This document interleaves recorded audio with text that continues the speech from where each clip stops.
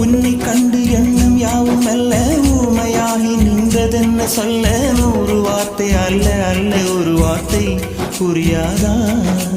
எந்த வார்த்தை சொல்லவில்லையோ நீ அந்த வார்த்தை எந்த கண்களால் நான் 100 ஜாடையில் சொன்னேன்னு தெரியாதா புரியாதா